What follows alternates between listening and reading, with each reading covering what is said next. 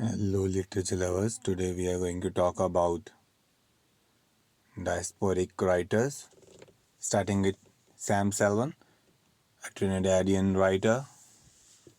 Sam Selwyn is best known for his 1956 novel The Lonely Loners. This work, with its use of creolized English, or we can say national language, details the life of West Indies in London after the World War II. In Moses Ascending, 1975, Moses is a Trinidadian who immigrated to England to seek a better life, working hard, and after living in a dingy basement for years, he saved up enough money to buy a house which he calls his dream house in the beginning of the book, only to later realize that it is a piece of garbage. Next comes A Brighter Sun, gives detail of the construction of the Churchill-Roosevelt Highway in Trinidad as described through the eyes of a young Indian worker named Tiger. Other notable works include a collection of stories, Waves of Sunlight, Turn Again Tiger, and Those Who Eat the Casadura. El Dorado West One and Highway in the West are collections of his novels and short stories converted into radio scripts. Next comes Cyril Dabidin. He's a Guyana-born Canadian writer of Indian origin. His works in poetry include God's Spider, Unanimous Night, Uncharted Heart, Imaginary Origins, Discussing Columbus, Stoning the Wild Wind, Born in Amazonia, and Coastland. His major novels are Drums of My Flesh, Dark Swill, The Wizard Swami, and sometimes Hard. My Multi-Ethnic Friends and Other Stories, short stories of Cyril Dabidin, Play a Song Somebody, Black Jesus, and Other Stories, Beatrice Crossing, My Brahman Days, North of the Equator, and Jogging in Havana are Dabidin's major short story collections. Dabidin's works, such as Coastline, emphasized the possibilities of incorporation more than the hard experiences of the racial minorities in Canada. The novel Dark Squirrel, set in Guyana, places the colonizer and colonized in antithetical yet contemporary positions. Dabidin has also edited many anthologies. Next comes Rohingya Mystery. Born in Bombay and later migrated to Canada in 1975, belongs to the Parsi religious community. As an undergraduate in University of Toronto, Mystery won 2 Hart House Literary Prizes for short story.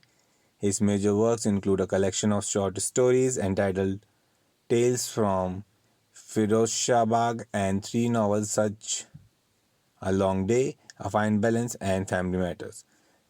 The 11 short stories in Tales from Firozshabad are all set in Firozabad Bagh, a Parsi-dominated apartment complex in Mumbai. It includes the oft-anthologized story Swimming Lessons. Such a Long Journey was shortlisted for the prestigious Booker Prize. The book tells the story of Gustad Noble, Gustad, a blank clerk and a family man who gets drawn into a government deception during the period of Indira Gandhi.